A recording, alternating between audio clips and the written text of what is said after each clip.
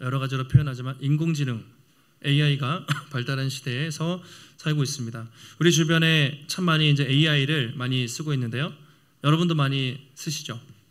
뭐 GPT를 비롯해서 여러 가지 프로그램들이 참 많은데 직장에서도 일하실 때 아마 AI 보고서나 업무 뭐 보고할 때 많이 쓰실 것 같고, 우리 이제 학생들도 저희 애들도 그렇고 아마 중고등학교나 대학생들 레포트 쓸 때 이제 많이 참고하는 것 같습니다. 또 영상 편집하거나 사진할 때도 뭐 AI가 없으면 많이 불편한 것 같아요. 저도 예전에는 이제 혼자 서류를 다 만들고 또는 문서를 작성했는데 얘한테 시키면 기본적인 건 얘가 딱 해주고 또 설교할 때도 물론 이제 얘가 설교를 이렇게 쭉 쓰긴 해요. 그런데 그 중에 일부분들이나 어떤 자료들 검색하면 또 예화라든가 다양한 도움을 많이 받고 있습니다. 요즘 특별히 청년들이나 MZ세대들이 업무나 어떤 일할 때 말고도 GPT한테 많이 물어본대요. 상담을 많이 한대요. 그러니까 하도 답답하니까 야, 요즘 내가 고민이 있는데 상담해줘. 그러면 얘가 이제 답을 주는 것이죠. 내가 이런 진로를 고민하고 있는데 어디로 가면 좋을까? 아니면 내가 요즘에 좀 힘든 일이 있어. 위로해줘 하면 얘네들이 이렇게 참 따뜻하고 위로되는 말을 많이 해준다는 것입니다. 그래서 많은 사람들이 일로 활용하기도 하지만 친구처럼 또 마음을 나누는 그런 공감대로 형성하기 위해서 또 AI를 많이 또 사용하고 의존하고 있는 것 같아요. 예를 들면 나는 청년인데 요즘에 내가 힘들어. 이 치열한 세상에서 내가 어떻게 살면 좋을까? 뭐 이런 얘기하면 이제 얘가 되게 따뜻한 말을 해줘요. 그래서 사람들이 야, 부모님하고도 말이 안 통하고 잔소리하고 그저 가끔은 뭐 친구들하고도 대화가 안 되는데 얘가 너무 잘 들어주는 거예요. 집에 반려견이나 또 고양이를 키우시는 분들 맨날 똥 치우고 맨날 이렇게 밥 먹이고 해야 되는데 얘네들은 위로를 해주는 거예요. 그래서 사람들이 인공지능에 깊이 빠지고 때로는 좀 의존하고 있다라는 이야기를 많이 듣게 됩니다. 여러 가지 우리의 삶에 너무 편리를 줘요. 그리고 앞으로도 우리는 이 인공지능과 더 연계돼서 더 많이 의존하게 되겠지만 우리가 좀 주의해야 될 점도 있는 것 같습니다. 인공지능은 말 그대로 컴퓨터 프로그래밍인데 그것이 이제 프로그래밍을 통해서 사람이 하는 역할을 이제 기기가 잘 하는 것이죠. 너무나 편리하고 좋지만 인공지능의 단점은 인격이 아니라는 것이죠. 영혼이 없습니다. 예를 들어서 오늘 요한복음 10장 이 선한 목자 예수님 설교를 해줘 그러면 얘가 그냥 몇 분 만에 쫙 해줘요. 그거를 그냥 할 수가 없습니다. 왜냐하면 얘는 영혼이 없어요. 인격도 없기 때문에 그냥 정보를 줄 수 있지만 진정 중요한 부분에 대해서는 인공지능이 할 수 없는 역할이 있다는 것이죠. 그래서 인생의 가장 큰 문제, 우리가 어떻게 살아야 되나, 특별히 이 죄의 문제 또는 하나님과의 관계의 문제, 그리고 인간의 구원의 문제에 대해서는 가이드라인은 뭘 줄 수는 있지만 그것이 해결해 줄 수 없다는 것이죠. 그러면 과연 우리는 누구에게 또 무엇을 의지하면서 우리 인생을 살 것인가? 사람들은 저마다의 답을 가지고 신념을 가지고 뭐 인공지능을 의지하기도 하고 또는 성공을 위해서 또는 물질을 위해서 또는 권력을 가지고 자기 나름대로의 방식을 가지고 열심히 살아가고 있습니다. 그런데 오늘 예수님은 정말 우리가 무엇을 의지하고 또 따르고 살아야 하는가에 대해서 예수님이 답을 주시는데 주님이 이렇게 말씀하시죠. 나는 선한 목자라. 선한 목자는 양들을 위해서 자기의 목숨을 버린다. 이렇게 말씀을 하고 계십니다. 우리는 오늘 말씀을 통해서 이 복잡하고 참 불확실하고 때론 두려운 인생 가운데 우리가 정말 무엇을 의지하고 누구를 의지하며 사는 것이 지혜로운 것인가 말씀을 통해서 확인할 수가 있습니다. 자, 지난주에는 예수님이 양의 문의 비유를 통해서 이렇게 말씀하셨죠. 문으로 들어가는 사람은 누굽니까? 문으로 들어가는 사람은 목자고 울타리 넘어오는 사람은 다 강도요 절도다 라고 말씀하시면서 오직 내가 구원을 받는 참된 문이요 통로가 된다라고 예수님이 말씀을 하셨습니다. 그러면서 도둑이 온 것은 도둑질하고 멸망시키고 빼앗기 위함이지만 내가 온 것은 뭐죠? 양으로 생명을 얻게 하고 더 풍성한 삶을 살게 하기 위해서 오셨다라고 주님이 말씀을 하셨죠. 오늘은 한 걸음 더 나아가서 양들을 인도하는 선한 목자로 오셨다고 말씀을 하고 있습니다. 자, 11절 보시면 이렇게 시작을 하고 있는데요. 같이 한번 우리 11절 한번 함께 읽겠습니다. 나는 선한 목자라. 선한 목자는 양들을 위하여 목숨을 버리거니와. 나는 선한 목자라. 선한 목자는 양들을 위해서 목숨을 버린다. 이 목자와 양의 비유는 우리도 잘 알고 이스라엘 백성들은 다 유목 생활을 했기 때문에 이 비유를 다 친근하게 아마 받아들였을 것입니다. 자, 오늘 예수님이 말씀하신 첫 번째 선한 목자의 특징이 뭐냐면 뭐죠? 선한 목자는 양들을 위하여 뭐죠? 목숨을 버린다. 어찌 보면 되게 충격적인 말을 하세요. 목숨을 버린다. 선한 목자는 양들을 잘 이끈다. 뭐 이 정도면 좋겠는데 선한 목자는 양들을 위해서 목숨을 버린다라고 말씀을 하십니다. 근데 이 말씀을 한 번만 하시는 것이 아니라 무려 4번이나 얘기하세요. 오늘 11절에도 목숨을 버린다. 15절에도 목숨을 버린다. 17절에도 18절에도 이 짧은 단락에서 4번이나 선한 목자는 양들을 위해 목숨을 버린다라고 아주 여러 번 강조하십니다. 너무나 중요한 표현이죠. 자, 우리가 구약을 보면 목자들이 나오는데 대표적으로 떠오르는 사람 누구 있습니까? 시편에 썼던 다윗이죠. 다윗은 정말 어떻게 했냐면 양들을 이렇게 기를 때 목숨을 걸고 지켰어요. 그 이야기가 사무엘상에 나옵니다.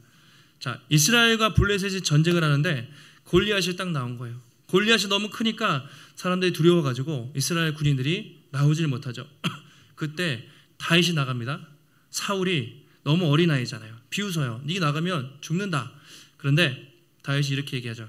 제가 목자인데 평소에 양을 치다가 사자나 곰이 오면 그 곰을 때려 잡은 적도 있습니다. 그래서 제가 사자나 곰도 잡았는데 저 골리앗이라고 이기지 못하겠습니까? 나를 보내 주십시오 라고 하는 장면이 있습니다. 그러니까 다윗은요 정말 그런 목자였어요. 양을 지키다가 사자나 곰이 오면 정말 목숨 걸고 곰을 사자를 때려잡았던 그런 선한 목자였습니다. 자, 그런데 목자라고 다 그렇게 하냐? 그렇진 않겠죠. 아니 한두 마리가 뭐 아니면 1위 정도야 내가 싸울 수 있지만 정말 사자가 때로 몰려오거나 곰이 오면 자기 목숨을 지키기 위해서 도망칠 수도 있죠.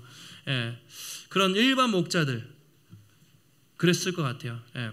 그런데 정말 그 중에 선한 목자들은 양을 너무 사랑해서 목숨을 걸고 싸우는 목자들도 있었던 것 같아요. 그런 사람을 선한 목자라고 말하고 있습니다. 반대로 우리 예수님 당시에 목자처럼 보였지만 정말 양을 돌보는데 관심이 없고 양을 오히려 괴롭히고 자기 배만 불리는 그런 사람들이 있었는데 그런 사람들을 삭군이라 거짓 목자 또는 삭군이라고 말하죠. 그래서 12절을 보시면 예수님이 이렇게 말씀을 하십니다. 자, 삭군은 목자가 아니고 양도 자기 양이 아니라 이리가 오는 것을 보면 양을 버리고 달아나나니 이리가 양을 물어가고 또 해치느니라 이렇게 말하고 있습니다. 목자들이 바쁘거나 양이 많으면 돈을 딱 줘요. 삭군들을 고용해요. 자, 며칠 동안 양을 돌보십시오라고 삭군에게 맡깁니다. 삭군이 뭐 어감이 그렇지만 나쁜 건 아니에요. 돈을 받고 양을 지키는데 문제가 뭐냐면 자기 양이 아니에요. 내 양은 아니잖아요. 돈 받았기 때문에 내 양을 다른 사람의 양을 관리하는 것이기 때문에 양에 대한 사랑이 없어요. 관심이 없어요. 특별히 위기가 되면 차이가 납니다. 자, 평소에는 뭐 목자나 삭군이나 자, 풀 먹어라. 그리고 또 물가로 이렇게 인도하지만 위기가 닥쳤어요. 이리가 오거나 사자가 오면 목자는 어떻습니까? 어쨌든 할 수 있는 만큼은 자기가 이 양을 지키기 위해서 목숨 걸고 싸우는 것이죠. 그런데 삭군은 자기 목숨을 지키기 위해서 뭐 바로 도망을 가게 되겠죠. 삭군의 진정한 관심은 양들의 생명이 아니라 내가 더 중요하고 돈이 더 중요해요. 돈을 주는 만큼만 관리하면 되는 것이 삭군의 역할이었습니다. 반면에 목자는 돈과 상관이 없어요. 이 양떼를 사랑하기 때문에 내가 지킬 수 있는 만큼 지키고 그러다가 때로는 목숨 걸고 양을 대신해서 양과 싸우다가 죽는 경우도 있었던 것이죠. 이것이 바로 삭군과 목자의 차이라고 할 수가 있습니다. 자, 예수님은 왜 이 비유를 하실까요? 그만큼 그 당시에 하나님이 목자를 보내셨어요. 이스라엘의 지도자들을 보내셨는데 선한 목자가 없어요. 그 예수님이 복음서에도 보시면 목자 없이 굶주리고 기진하는 사람들을 보면서 안타까워하셨다 이런 표현들이 많은데 다 방치했어요. 자기 백성들 방치하고 오히려 돈을 뜯어먹고 종교적인 기득권에 취해서 온갖 부패하고 또 이익을 누리는 정말 그런 사꾼 목자들을 예수님이 비판하시는 거죠. 그러니까 너희는 겉으로는 그럴듯하고 많이 배우고 또 존경받는 사람들이지만 뒤에서는 얼마나 악하고 백성들을 괴롭히는 그런 사꾼이냐라는 것을 지적하면서 나는 그런 사꾼이 아니라 너희를 위해서 목숨을 버리는 그런 선한 목자로 왔다라는 것을 주님이 강조하고 있습니다. 제가 이 말씀을 보면서 그냥 한 가지 생각이 들었는데 예를 들어서 이런 거죠.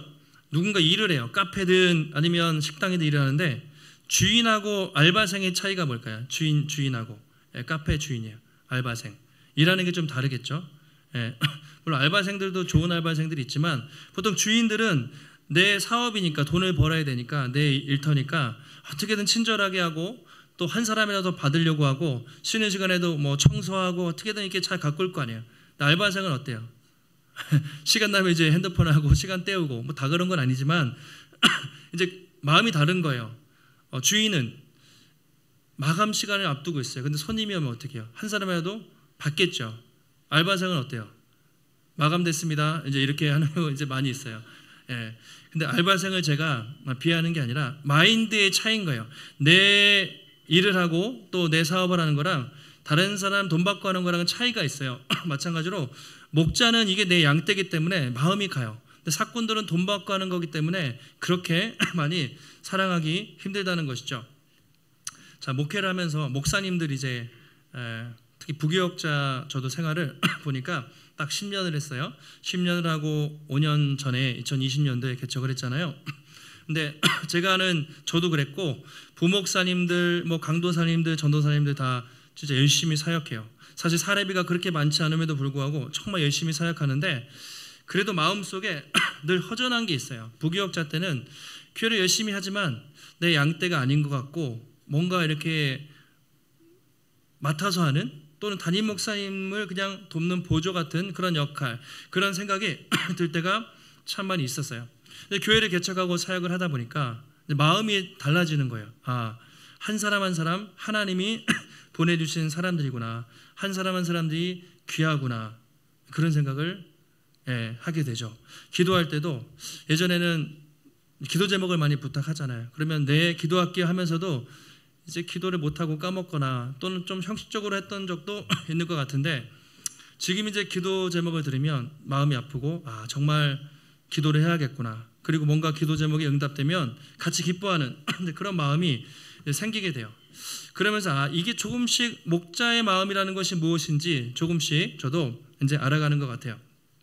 저희가 이제 공간이 되게 작잖아요. 그래서 여기 이제 뭐라고 써 있죠? 목양실이라고 써 있잖아요.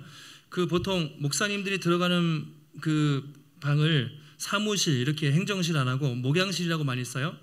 지난주에도 저희 막내가 5학년인데 목양실이 뭐야? 이제 의미를 물어봤어요. 목양실이 뭘까요? 목이라는 게 기르다 또는 가축을 기르다라는 목자, 그리고 양은 이제 양들이죠. 동물인데 목양하다는 건 이제 양을 기르다 이런 의미잖아요.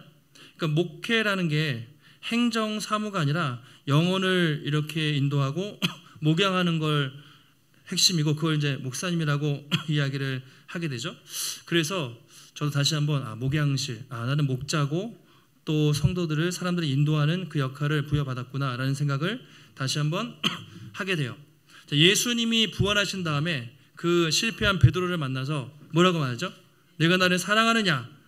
사랑합니다. 그 다음 뭐라고 하죠? 네, 양을 치라. 그렇게 얘기하시죠. 3번이나 내 양을 치라.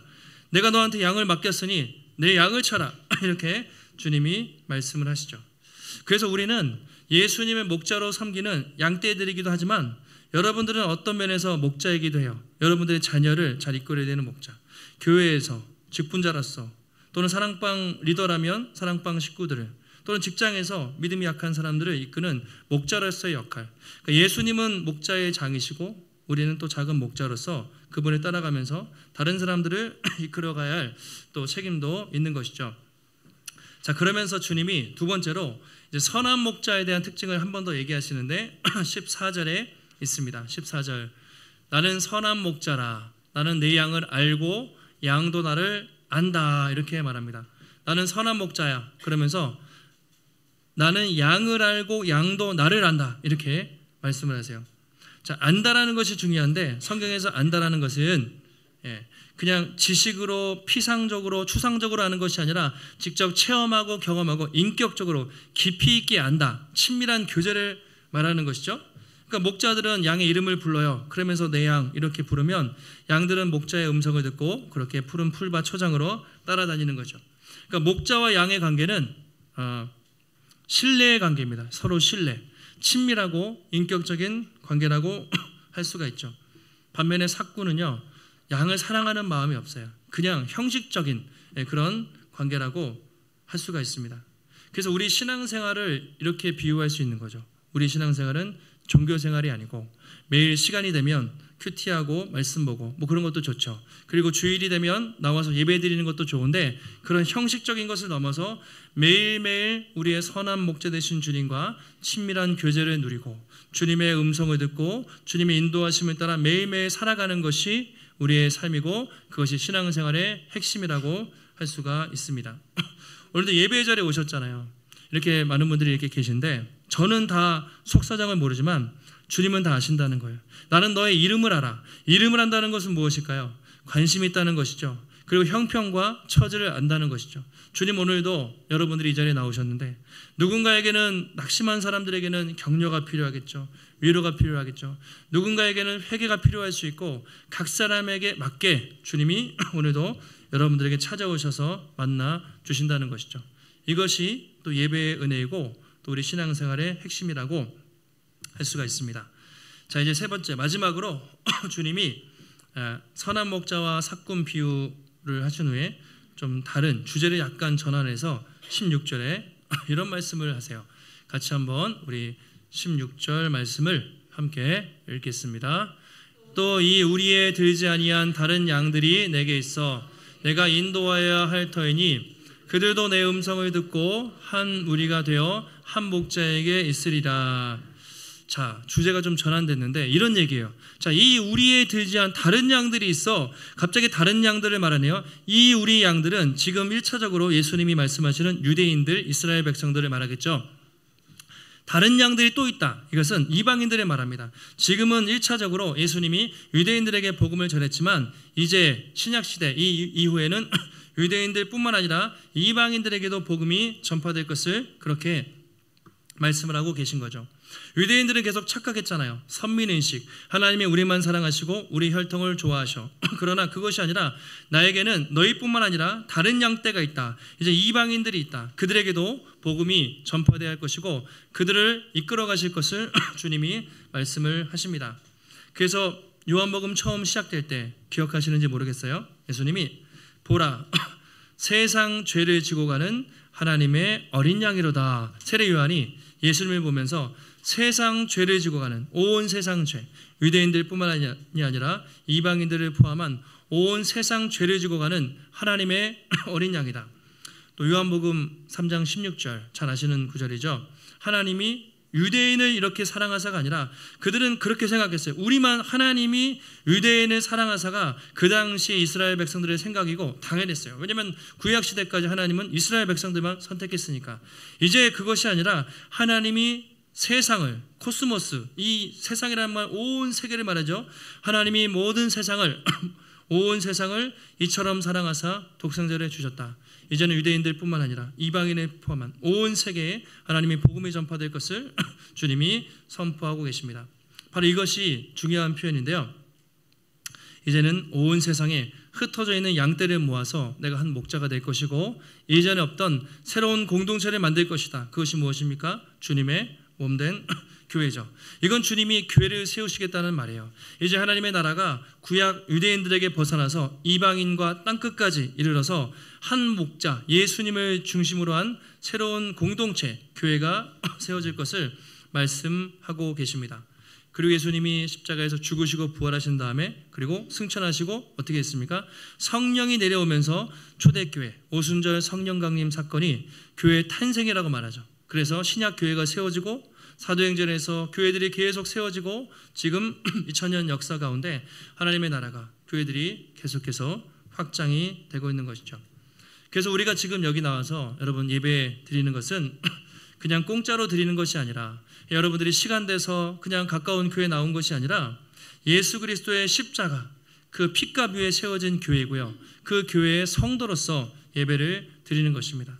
단순한 사교 모임도 아니고 동아리 모임도 아니고 예수님의 십자가의 피값 위에 세워진 공동체, 그리고 예수님을 주님으로 고백하고 예수님을 목자로 인정하는 사람들이 나와서 예배드리는 거룩한 공동체라고 할 수가 있습니다.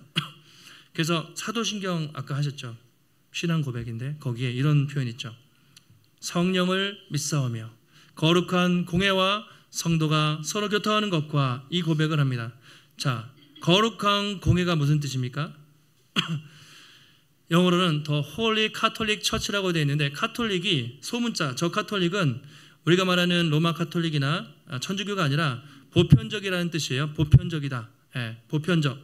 즉 보편 교회를 믿사오며 이런 거거든요. 이게 무슨 뜻이냐면 그거죠. 예수 보편적이라는 게 이거잖아요. 차별이 없다는 것이에요. 예수 그리스도 안에서 인종과 종족과 국적과 남녀노소 직업과 학벌과 상관없이 그리스도를 믿으면 누구든지 보편적으로 차별 없이 나와서 예배드리는 공동체, 이것이 거룩한 공회라는 뜻이죠. 그리고 성도가 서로 교통하는 것과 예수 그리스도 안에서 성도들이 서로 교제하는 것을 말하죠. 그러니까 우리는 신앙 고백을 할 때, 사도신경을 할 때 많이 익숙하니까 의미 없이 할 때도 있지만 항상 고백하는 거예요. 내가 오늘 이 자리에 나와서 예배드릴 때 거룩한 교회, 우리의 사는 형편과 여러분들의 직장과 직업과 외모와 또 나이 모든 것이 다르지만 그것과 상관없이 차별 없이 그리스도 안에서 한 몸이다. 거룩한 교회다. 그리고 성도가 서로 교통하는 것. 내가 하나님을 예배하는 것이 뿐만 아니라 성도들 안에서 사랑으로 섬기는 것이구나. 이것이 예배라는 것을 우리가 고백을 하는 것이죠. 그래서 고백으로 우리가 좀 그치지 말고 작게나마 실천하는 거예요. 예배 자리에 나오면 하나님을 만나는 것도 있지만 성도 간의 거룩한 교제가 예배의 또 중요한 부분이에요. 그래서 항상 말씀드리잖아요. 교회 오실 때 모르는 분, 처음 오시는 분, 낯선 사람 있으면 먼저 가서 인사하고 통성명하고 또 새로운 분들이 오면 늘 따뜻하게 맞아주는 것이 교회 신앙생활의 핵심이라고 할 수가 있습니다. 더 나가면 이제 이런 거예요. 개교회뿐만 아니라 하나님은 모든 교회들이 연합하여서 하나님의 나라를 이루기 원하시는 거죠. 우리야 보통 내 교회만 생각하고 목사님들도 그렇고 성도님들도 한국 교회가 그렇게 많이 해왔어요. 내 교회만 잘 되고 성장하고, 그래서 개교회주의가 너무 심해서 큰 교회는 막 잘 되고 안 되는 교회는 안 되면서 그게 불균형이 심화가 됐었잖아요. 그런데 성경은 그렇게 말하지 않고 사도신경에서도 하나님의 나라는 크고 작은 교회들이 서로 연합하는 거예요. 그래서 한 교회만 잘 되는 것이 아니라 그 교회들을 통해서 하나님 나라가 확장되고 그 지역이 변화되는 것이 하나님의 교회를 세우신 목적이죠. 그래서 어제도 성경학교를 했는데 저의 비전과 꿈은 이거예요. 다른 교회랑 성경학교를 같이 연합하는 거예요. 저희 교회보다 큰 교회도 있고요. 제가 아는 분들 중에 저희 교회보다 더 작은 10명 뭐 이런 주일학교 아이들 서너 명 있는 교회도 많아요. 그러면 서로 연합을 하는 거죠. 같이 또 할 수 있고, 또 부흥회라든가 예배가 있을 때 같이 연합하면서 기도하고 이 땅을 바꿀 수 있도록 그렇게 기도하는 것, 그것이 하나님이 교회를 세우신 또 중요한 목적이라고 할 수가 있습니다. 자, 마지막 결론인데요. 예수님이 이제 사람들에게 이렇게 말씀하시고 이제 사람들의 반응이 나타나는데 17절 이렇게 말씀을 하십니다. 내가 내 목숨을 버리는 것은 그것을 내가 다시 얻기 위함이니 이로 말미암아 아버지께서 나를 사랑하시느니라. 우리 18절 우리 함께 읽겠습니다. 이를 내게서 빼앗는 자가 있는 것이 아니라 내가 스스로 버리노라. 나는 버릴 권세도 있고 다시 얻을 권세도 있으니 이 계명은 내 아버지에게서 받았노라 하시니라. 아멘. 무슨 말씀일까요? 좀 해설이 필요하죠. 내가 목숨을 버리는 것은 다시 얻기 위함이다 이랬는데, 이거 목숨을 버린다는 건 예수님이 십자가에서 죽으신다는 거죠. 그리고 다시 얻는다는 건 예수님이 부활하신다는 얘기입니다. 그러니까 예수님은 자기가 목숨을 버릴 것도 아셨지만 부활하실 것도 아셨어요. 근데 중요한 것은 그 목숨을 버리는 것이 이를 내게서 빼앗는 자가 있는 것이 아니라 내가 목숨을 빼앗긴다는 게 아니에요. 누가 나를 죽인다는 게 아니에요. 중요한 건 뭐죠? 스스로 버리노라. 스스로 버린다는 거예요. 양떼를 위해서 나는 스스로 목숨을 버린다. 나는 버릴 권세도 있고 얻을 권세도 있고 죽을 권세도 있고 또 부활할 권세도 있다는 거예요. 그렇다면 예수님이 왜 나는 왜 스스로 목숨을 버린다고 말씀을 하실까요? 그것은 예수님이 이 죄와 사망 권세 아래 신음하며 고통받고 있는 인간들을 구원할 방법이 유일하게 그것밖에 없었기 때문이죠. 그래서 목자가 양떼를 지키기 위해서 목숨을 걸고 싸우는 것처럼 예수님은 우리를 그 죄와 사망의 구렁텅이에서 건지기 위해서 목숨을 거신 거예요. 그리고 십자가에서 죽으시고 부활하심으로 우리에게 영원한 생명을 주신 것이죠. 우리는 다 양 같아서 그릇 행하여 각기 제 길로 갔지만 하나님은 우리 모두의 죄악을 누구에게? 예수 그리스도께 담당시키심으로 우리가 구원을 받고 우리는 하나님의 사랑받는 자녀가 되었습니다. 예수님은 단순히 좋은 목자, 착한 목자, 존경스러운 목자가 아니라 우리 위해서 자신을 내어주신 새로운 또 참되신, 전 이렇게 표현해요. 아름다우신, 자기의 목숨을 들여서 양떼를 구원하신 아름다우신 그리고 영원하신 목자라고 할 수가 있습니다. 이것이 바로 우리가 받은 은혜이고 지금도 주님은 우리를 그렇게 인도하기 원하세요. 여러분, 우리가 인생을 살다 보면 여전히 불안하고 두렵고 흔들릴 때가 있습니다. 양들은 교만해요. 자기들이 앞을 잘 보지도 못하면서 제 길로 가다가 잡혀먹는 경우가 많이 있습니다. 우리는 인정해야 합니다. 우리 힘으로 이 세상을 이길 힘이 없고 우리는 약하고 부족하다. 사자가 이리가 공격할 때 우리는 속수무책으로 당할 수밖에 없습니다. 그러나 우리에게 누가 계십니까? 우리 위해서 자기의 목숨을 버리신 선한 목자 예수 그리스도가 계십니다. 그분은 자기 생명보다 저를, 여러분을 사랑하신 거예요. 그리고 주님은 잃어버린 영혼 한 양을 위해서도 친히 목숨을 버리셨을 겁니다. 왜냐하면 100마리가 있는데 한 마리 잃어버린 양이 있을 때 어떻게 합니까? 찾아가신다고 했죠. 그리고 그 한 마리가 돌아오면 그렇게 기뻐서 뛴다고 하신 것이 주님의 마음입니다. 지금도 주님은 그 잃어버린 양 한 마리를 찾고 계십니다. 여러분, 다윗이 고백했던 것처럼 여호와는 나의 목자시니 내가 부족함이 없으리로다. 이 시편은 읽으면 읽을수록 되게 진국인 것 같아요. 그가 나를 푸른 풀밭에 누이시며 쉴만한 물가로 인도하시는도다. 그럼 우리 인생에 푸른 풀밭과 쉴만한 물가만 있는 것이 아니죠. 사망의 음침한 골짜기를 지나갑니다. 그때 주님이 어떻게 하십니까? 그때에도 주의 지팡이와 막대기로 나를 지켜주시나이다. 다윗의 마지막 고백이 무엇입니까? 나의 일평생 여호와의 선하심과 인자하심이 반드시 나를 따르리니 내가 여호와의 집에 영원토록 거하리로다. 다윗은 구약시대 사람이지만 하나님이 그의 영혼을 영원한 천국으로 인도하실 것을 믿었던 사람입니다. 그리고 하나님은 부족함이 없는 사람이라고 고백을 했습니다.